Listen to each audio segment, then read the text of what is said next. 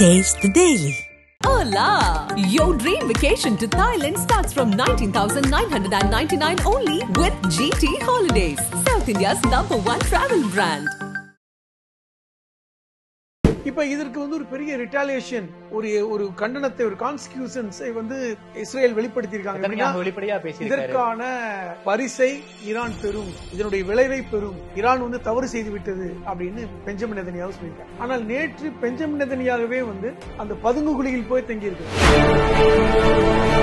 நீண்ட கால தலைமை இறந்ததுக்கு அப்புறம் ஹிஸ்புல்லாட்ட பதட்டமோ முடிஞ்சு போச்சுங்கிறீங்களா, அடுத்த தளபதியை கொண்டு இவர் தான் தளபதினு சொல்லிட்டாங்க. அதை இந்த டேனியல் ஹாரி சொல்றாரு. அப்ப அப்படிதான் இருக்குங்க. அதெல்லாம் சொல்லி ஒரு 3 நாட்களுக்கு பிறகுதான் இப்ப ஈரான் அட்டாக் நடந்தது. அப்ப இது எல்லாமே கூட்டி கழித்து பார்த்தால் இந்த யுத்தம் இப்போதைக்கு முடியாது. ஆதம் நேயர்களுக்கு அன்பு வணக்கம். இன்று நம்மோடு எழுத்தாளர் திருமிகு புதுமடம் ஹலீம் அவர்கள். வணக்கம் ஹலீம் சார். வணக்கம். கடந்த காலங்கள்ல இஸ்ரேலுக்கும் ஈரானுக்கும் போர் நடக்கும் போது ஈரான் கிட்ட அணு ஆயுதம் இருக்கு, நீங்க ஈரான் கிட்ட விளையாடாதீங்க அப்படின்னு அமெரிக்காவே இஸ்ரேலுக்கு ஒரு அட்வைஸ் கொடுத்திருக்காங்க. அதையும் தாண்டி இப்போதைக்கு இஸ்ரேலுக்கு நாங்க முழு ஆதரவா இருப்போம்னு பைடன் சொல்லியிருக்காரு. புரிஞ்சுக்கிறேன். 2 விஷயம் பார்க்கணும். ஈரானிடம் அணு ஆயுதம் இருக்குதான்னு கேட்டா இருக்கலாம். ஏன்னா அணு ஆயுதத்தை ஒரு நாடு கடைசி இறுதி கட்டமாகத்தான் பயன்படும். ஏன்னா அணு ஆயுதம் பயன்படுத்திய பிறகு அழிவு என்பது அதிகமாயிடும். ஆமா, எல்லா பக்கமும் அழிவு தான். ஈரான் அணு ஆயுதம் போட்டா ஈரான் மேல அமெரிக்கா அணு ஆயுதம் போடாதா? அப்ப எல்லா பக்கமுமே அழிவு தான். ஆமா, இவர்கள் வெட்டினால் அவர்கள் வெட்டும் பொழுது 2 பக்கமும் பெரிய இழப்பு ஏற்படும். ஒன்று, இப்போ ஈரானை கூட ரொம்ப பகைத்துக் கொள்ள வேண்டாம் என்று பல்வேறு தடவை பைடன் சொன்னார். ஆனால் இப்பொழுது இந்த சமீப காலமாக, இந்த 1 மாத காலமாக அது மாதிரி பேசல. காரணம் என்னவென்றால், நவம்பர் முதல் வாரத்தில் அமெரிக்க தேர்தல் நடக்கிறது. 2 கட்சிகளுமே, டெமோக்ராட்டிக் கட்சியாக இருக்கின்ற ட்ரம்பும் ரிபப்ளிக் கட்சியும் சேர்ந்துமே அவர்கள் இஸ்ரேலை நாங்கள் பலமாக ஆதரிக்கிறோம் என்று சொல்ல வேண்டிய கட்டாயம் இருக்கிறது. ஏனென்றால் 5 விழுக்காடு இஸ்ரேலிய மக்கள் அமெரிக்காவில் இருக்காங்க. அவருடைய வாக்குகள் முக்கியங்கிறதுக்காக 2 பேருமே போட்டி போட்டுக்கொண்டு இஸ்ரேலை ஆதரிக்கின்ற ஒரு சூழலை பார்க்கிறோம். அதனாலதான் இந்த ஈரானிலிருந்து இந்த ட்ரோன், இந்த மிசைல்ஸ் அட்டாக் வந்த உடனே உடனடியாக பைடன் ரியாக்ட் பண்ணார். உடனடியாக அன்றே அலுவலகம் வந்த பைடன் அங்கிருந்து அமெரிக்கா படைகள் அங்க இருக்கின்றன, நீங்க உடனே அங்க தயாராகுங்க, அந்த இதை தடுங்க, போய் இஸ்ரேலுக்கு பாதுகாப்பு கொடுங்கன்னு சொல்லிட்டாங்க. இதை இப்ப ஈரானுடைய வெளியுறவு அமைச்சரும் சொல்லியிருக்காரு. எங்களுக்கு நல்லாவே தெரியும் இஸ்ரேல் அமெரிக்காவின் ஒரு பகுதி தான். இந்த வார்த்தையை கரெக்டா சொல்லியிருக்காரு. இஸ்ரேல் ஒரு தனிநாடு மட்டும் இல்ல, அமெரிக்காவின் ஒரு பகுதி. அப்ப அமெரிக்கா வரும் என்று தெரியும். எங்களை அட்டாக் பண்ணும் போதெல்லாம் அமெரிக்கா யுத்தம் வேண்டாம் என்று தான் சொன்னாங்க. ஆனா அவர்களை தாக்கும் பொழுது மட்டும் அவர்கள் ராணுவத்தை அனுப்புறாங்க. அப்ப அப்படின்னு சொல்லி, அப்ப இது என்னன்னா, இந்த தேர்தல் முடியும் வரை அமெரிக்காவை எந்த விஷயத்திலையும் இஸ்ரேலை ஒதுக்காது, அவர்களை நாங்க வேண்டான்னு சொல்லாது. இஸ்ரேல் என்ன செஞ்சாலுமே ஏற்றுக்கொள்கின்ற சூழல் இருக்கிறது நவம்பர் வரைக்கும், எலெக்ஷன் முடிகிற வரைக்கும். அது ஒரு பக்கம். ஆனால் அது வரைக்கும் கூட ஈரான் பொறுக்காமல் அடிக்கிறாங்கன்னா கோபம் உச்சத்தில் இருக்குன்னு அர்த்தம். அவர்கள் நாங்க என்ன எதிர்பார்த்தோம்னா, நவம்பர் முதல் வாரம் வரைக்கும் ஈரான் அமைதியாக இருக்கும், தேர்தல் முடிஞ்சிட்டா அமெரிக்காவுடைய நிலைப்பாடு மாறலாம், தேர்தல் முடிஞ்சு போயிடும். அப்போ அமெரிக்காவுடைய நிலைப்பாடு, கட்சியோட நிலைப்பாடு மாறிவிடும். அப்பொழுது யுத்தம் வரும் பொழுது இந்த மாதிரி அமெரிக்கா ரியாக்ட் பண்ணாதுன்னு நினைச்சாங்க. ஆனால் தேர்தலுக்கு முன்பாகவே ஈரான் இந்த அளவுக்கு ஒரு ஸ்டெப் எடுத்திருக்காங்கன்னா, அப்ப அவர்கள் அந்த அளவுக்கு ஒரு உச்ச கோபத்துக்கு போயிட்டாங்கன்னு அர்த்தம். அதைத்தான் இஸ்ரேலும் உணர்ந்திருக்கிறது. நீங்க இஸ்ரேல் கொடுக்கின்ற எச்சரிக்கை இதோடு நிறுத்தி கொள்ளட்டும். இஸ்ரேல் மீண்டும் மீண்டும் எச்சரிக்கை கொடுத்தால் நாங்கள் மக்கள் வசிக்கின்ற பகுதியை அட்டாக் பண்ணுவோம்னு சொல்லியிருக்காங்க. அப்ப இஸ்ரேல் என்ன சொல்லுது, அவங்க போட்ட இது 400 மிசைல் எல்லாம் ஒன்றும் பிரச்சனை இல்லை, நாங்க தடுத்துட்டோன்றது. அவங்க என்ன சொல்றாங்க, நாங்கள் மக்கள் வசிக்காத பகுதியில தான் போட்டிருக்கோம், அது நாங்க எங்களை திட்டமிட்ட டார்கெட் அதுதான் அப்படின்னு சொல்லியிருக்காங்க. இப்ப இது என்ன எப்படின்னா, அடுத்த அட்டாக் வரும்போது மக்கள் வசிக்கின்ற பகுதியில் போட்டால் நிலைமை என்ன?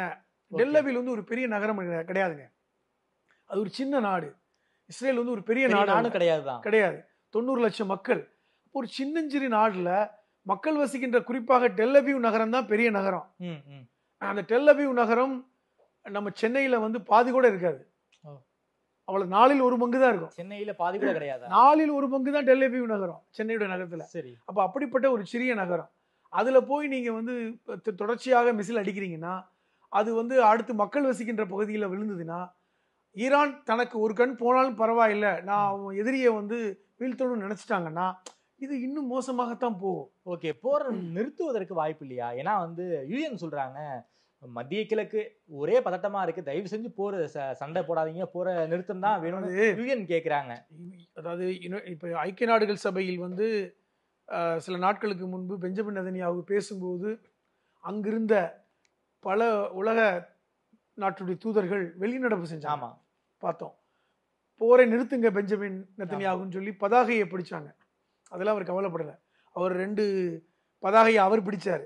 ஒன்று வந்து ஆசீர்வதிக்கப்பட்ட நாடுகள், இன்னொன்று சைத்தானுடைய நாடுகள் சொல்லி 2 பிரித்து, இந்த பக்கம் ஆசீர்வதிக்கப்பட்ட நாடுகளில் அவர்களுடைய ஆதரவு நாடுகள் இருக்கின்றன, இன்று இது வந்து போரை எதிர்க்கக்கூடிய நாடுகள் இருக்கின்றன, இந்த வந்து இந்த கண்ட்ரீஸ் ஆஃப் கர்ஸ் அப்படிங்கிறது நாடுகள், போரை எதிர்க்கக்கூடிய நாடுகள் பொறுத்தவரை ஆதரிக்கக்கூடிய நாடுகள், ஐ மீன் அவருக்கு எதிராக இருக்கிற நாடுகள் பார்த்தா ஈரான், ஈராக், லிபியா, லிபனான், சிரியா இதெல்லாம் இருக்கின்றன.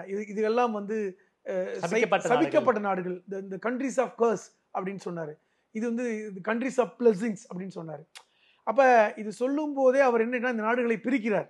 இந்த நாடுகள், இந்த சபிக்கப்பட்ட நாடுகள் அழிக்கப்பட வேண்டும் என்கிற அந்த விஷயம் எல்லாமே எதை நோக்கிய பின்னோக்கியம்னா மத ரீதியான விஷயங்களை கொண்டு வர்றார். மத ரீதியான விஷயங்களை உட்படுத்தி இவையெல்லாம் எங்கள் மதத்திற்கு எதிரான நாடுகள், சபிக்கப்பட்டது இஸ்லாமிய நாடுகள், அந்த நாடுகள் எல்லாம் இல்ல. இந்த பிளஸிங்ஸ்லையும் அதாவது ஆசீர்வதிக்கப்பட்ட நாடுகளில் சவுதி அரேபியா இருக்கிறது, இந்தியா இருக்கிறது, மற்ற நாடுகள் இருக்கின்றன, மத்திய கிழக்கு நாடுகள் இருக்கின்றன. ஆனால் இங்க இந்த பகுதியில் பார்த்தீங்கன்னா ஈரானும், ஈராக்கும், லெபனானும், சிரியாவும் தான் இருக்கின்றன. இப்போ இதை அழிக்கணும் அப்படிங்கிற இதுல வந்து ஒன்றுபடணும் அப்படிங்கிற சொல்ல வந்தார். இது எல்லாமே மத ரீதியான தொடர்புடைய விஷயமாக இருக்கிறது. அதனால அந்த யுத்தம் முடிவடையாது. வெறுமனே வந்து நிலம் சம்பந்தப்பட்ட யுத்தம் என்றால் அது முடிவடைந்து விடும். இது மதம் தொடர்பான எதிர்கால பல திட்டங்களோடு அது இஸ்ரேல் தங்களுடைய இதை கொண்டு போறாங்க. அதனாலதான் ஈரானுடைய வெளியுறவு அமைச்சர் ஒரு வார்த்தையை இன்னும் தெளிவா சொன்னார். இந்த சியோனிஸ்ட், அவர் யூதர்னே சொல்லல, இஸ்ரேலை ஆட்சி செய்கின்ற யூதர்கள் சொல்லல, இஸ்ரேலை ஆட்சி செய்கின்ற ஜியோனிஸ்டுகள், அவர்கள் இதை புரிந்து கொள்ளணும். உலகம் வந்து ஜியோனிசத்தை புரிந்து கொள்ளணும். ஜியோனிசம்னா என்ன? யூத இல்ல, ஜியோனிசம் என்பது அது ஒரு கான்செப்டுங்க. ஜியோனிசம் என்பது யூத கலாச்சாரம் அல்ல, முதல்ல புரிஞ்சுக்கணும். பிறப்பின் அடிப்படையில் ஒரு மனிதன் யூதனாக முடியும். அந்த யூத மதத்தை தழுவுவது மூலமாக யூதனாக முடியாது. இப்போ ஒரு இஸ்லாமியனாக ஒரு எந்த மதத்தை சார்ந்தனும் ஒரு முஸ்லீமாக வர முடியும், கிறிஸ்துவனாக வர முடியும், பௌத்தனாக வர முடியும், இந்துவாக வர முடியும். ஆனால் யூத மதத்தில் உள்ள கான்செப்ட் பிறப்பின் அடிப்படையில் மட்டும்தான் யூதனாக இருக்க முடியும். யூத மதத்தை யாரும் தழுவ முடியாது. பௌத்த மதத்தை தழுவலாம், புத்த மதத்தை தழுவலாம். ஒரு யூதனாக பிறக்கத்தான் முடியும். இது அடிப்படையில், பிறப்பின் அடிப்படையில் மட்டும்தான் ஒரு யூதனாக இருக்க முடியும். சரி, ஃபர்ஸ்ட் பாயிண்ட். ரெண்டாவது, அதனாலதான் அவர்கள் மக்கள் தொகை பெருகல. எப்ப மதத்தை தழுவுறார்களோ அப்பதானே மதம் பெருகும். நான் பிறப்பின் அடிப்படையில் தான் இருந்துச்சுன்னா அப்ப மக்கள் தொகை அந்த லிமிட்டாக தான் இருக்கும். அந்த காலகட்டத்தில் தான் இந்த யூதர்கள் வந்து நாடு நாடா போனாங்க. அவர்களுக்கு சொந்த நாடு இல்லாமல் இருந்துச்சு. ஜெர்மனியில விரட்டி அடிக்கப்பட்டாங்க, ஹிட்லரால் கொலை செய்யப்பட்டாங்க, ஐரோப்பிய நாடுகள் சேர்த்து கொள்ளல. அப்பொழுது இந்த யூத மதத்தை சார்ந்த ஹென்றி தியோடர்னு ஒருத்தர் இருந்தார். அவர் யூத மதம், அவர் ஒரு கான்செப்டை உருவாக்குறார். எப்படின்னா, நமக்கு வந்து மக்கள் வலிமை குறைவாக இருக்கிறது, நமக்கு ஆட்கள் வேணும். அப்ப என்ன கான்செப்டை உடைக்கணும்னா, யாரு வேண்டுமானாலும் யூத மதத்துக்கு மாறலாம்ங்கிற கான்செப்டை கொண்டு வந்து, அவங்க வந்து ஜியோனிஸ்டுகள், அவர்கள் யூதர்கள் அல்ல. ஜியோனிசம் என்றால் யூத மதத்தை ஆதரிப்பவர்கள். அது புரிஞ்சுக்கணும். இந்த ஜியோனிசத்துல யாரு வந்தாலும் அவர்களை நம்ம யூதர் மாதிரி கன்சிடர் பண்ணிக்கலாம். அப்படித்தான் ஐரோப்பாவில் ஜியோனிச மதம் வளர்ந்தது. இவர்கள் தான் வந்து 1920 பாலஸ்தீனத்திற்கு உள்ள வழி வந்தாங்க. இப்ப உண்மையாக இருக்கின்ற யூதர்கள் பாலஸ்தீனத்துல, இஸ்ரேல்ல இல்ல, அவர்கள் அமெரிக்காவிலையும் மற்ற நாடுகள் இருக்காங்க. அவர்கள் இஸ்ரவேலர்கள் என்று மதம் சொல்கிறது. மோசஸ் உடைய வழி வந்தவர்கள் இஸ்ரவேலர்கள், அவர்கள் தான் யூதர்கள். ஆனா அவங்க வந்து இஸ்ரேலுக்கு வரல. என்ன காரணம்னா, இஸ்ரேல் ஒரு பெரிய சக்தியாக, ஒரு அகண்ட இஸ்ரேலாக எப்பொழுது வருதோ அப்பொழுதுதான் நாங்கள் இஸ்ரேலில் கால் எடுத்து வைப்போம் என்று அவர்கள் மத ரீதியான ஒரு முடிவை எடுத்திருக்காங்க. அதனால இஸ்ரேலுக்குள்ள வரல. ஆனால் இந்த வேலையை செய்வதற்கு நம்மளுக்கு ஆட்கள் வேணும்னு தியோடர் நினைச்சார். ஓகே. இந்த ஐரோப்பியர்கள் யூதர்களாக மாற்றிக்கொண்டு ஹிப்ரு மொழியை கற்றுக்கொண்டு யூத மதத்தை ஏற்றுக்கொண்டு மோசஸை ஏற்றுக்கொண்டு ஜியோனிஸ்டிகள் அவர்கள் தான் ஜியோனிஸ்டிகள். இப்ப இருக்கின்ற பெஞ்சமின் நெதன்யாஹு ஜியோனிஸ்ட், அங்க இருக்கின்ற எல்லோரும் ஜியோனிஸ்டிகள். இன்னும் சொல்ல போனா அவர்கள் யூதர்களுடைய அடியாட்கள். ஓகே. அப்ப ஒரிஜினல் யூதர்கள் எங்க இருக்காங்க? ஒரிஜினல் யூதர்கள் உலகம் முழுவதும் பறந்திருக்கார்கள். அமெரிக்காவை ஆட்சி செய்வர்கள் ஒரிஜினல் யூதர் தான். Okay okay. உலகம் முழுவதும் இருக்கிறார்கள். இஸ்ரேலில் இருக்கக்கூடியவங்க யூதர்களுடைய அடிமைகள். அதாவது இஸ்ரேலில் இருப்பவர்கள் ஒரு 10 விழுக்காடு யூதர்களாக இருக்கலாம், 90 விழுக்காடு ஜியோனிஸ்டுகள். அதைத்தான் ஈரானுடைய வெளியுறவு அமைச்சர் சொல்றாரு. இந்த ஜியோனிஸ்டுகளால தான் இந்த பிரச்சனை, உண்மையான யூதர்களால் அல்ல. உண்மையான யூத மதம் இதை ஏத்துக்காது. ஏன்னா ஒரு சமயம் பெஞ்சமின் நெதன்யாஹு அமெரிக்காவுக்கு பயணம் போனார் 2-3 வருடங்களுக்கு முன்பாக. அப்போ ஒரு யூத மதத்துடைய குரு, அவருடைய அந்த சொல்லுவாங்கல்ல பூசாரின்னு சொல்லுவாங்கல்ல, அது மாதிரி யூத மதத்துடைய குரு, அவர் கேட்கிறார், எப்பொழுது நாங்கள் இஸ்ரேலுக்கு வர வேண்டும், எப்பொழுது எங்களுடைய தூதர் வருவார், எப்பொழுது அகண்ட இஸ்ரேல் வரும், நாங்கள் எப்பொழுது இஸ்ரேலுக்கு காலடி எடுத்து வைக்க வேண்டும், என்னதான் பண்ணிட்டு இருக்கீங்க, எவ்வளவு நாள்ல வேலை முடிப்பீங்க? இந்த வீடியோ இன்னைக்கு யூடியூப்ல இருக்கு. என்ன அர்த்தம்னா, இதெல்லாம் முடியாத வரை நாங்கள் இஸ்ரேலுக்கு வரமாட்டோம். அந்த 3ஆம் கோயில் கட்டப்படணுங்க. அந்த 3ஆம் கோயில் கட்டப்படுவது என்றால் அவர்கள் அகண்ட இஸ்ரேல் வரணும், அந்த அலெக்சா மசூதி இடிக்கப்படணும், அந்த ஜெருசலம் முழுமையாக இஸ்ரேலுடைய முழுமையான கண்ட்ரோலுக்கு வரணும். அங்க 3ஆம் கோயில் கட்டப்பட்டு, சாலமன் காலத்திலிருந்து கட்டப்பட்ட கோயில் 3ஆம் கோயில் இப்ப வந்துருச்சு. 3ஆம் கோயில் கட்டப்பட்டு அந்த 3ஆம் கோயில் திறக்கப்படும் பொழுதுதான் இஸ்ரேவேலர்கள் நாங்கள் அங்க வருவோம்னு சொல்லிட்டு அவங்க ஒரு மத ரீதியான ஒரு பிடிவோட இருக்காங்க. அது எப்போ வேணாலும் நடக்கலாம். அந்த 3ஆம் கோயில் கட்டப்பட்ட பிறகுதான் ஜீசஸ் அங்குதான் இறங்குவார் என்று கிறிஸ்துவர்கள் நம்புறாங்க. ஏன் அமெரிக்கா அங்க சப்போர்ட் பண்ணுது? ஏன் கிறிஸ்துவர்கள் இவர்களை சப்போர்ட் பண்றாங்க, யூதர்களை? அந்த அகண்ட இஸ்ரேல் வந்ததுக்கு அப்புறம் தான் ஜீசஸ் வருவார் என்று கிறிஸ்துவர்களுடைய நம்பிக்கை. அதுவும் இந்த சிரியால தான் வந்து இறங்குவார், அந்த மலையில தான் வந்து இறங்குவார் அப்படின்னு. அப்ப இந்த அடிப்படையில தான் அவங்களுக்குள்ள ஒரு மத ரீதியான இஸ்ரேல வந்து அமெரிக்கா அதை புரிஞ்சுக்குங்க. ஆனால் யூதர்கள் கிறிஸ்துவர்களை ஏற்றுக்கொள்வதில்லை. ஏனென்றால் ஜீசஸையே அவர்கள் யூதர்கள் ஏற்றுக்கொள்ளல. அதையும் புரிஞ்சுக்குங்க.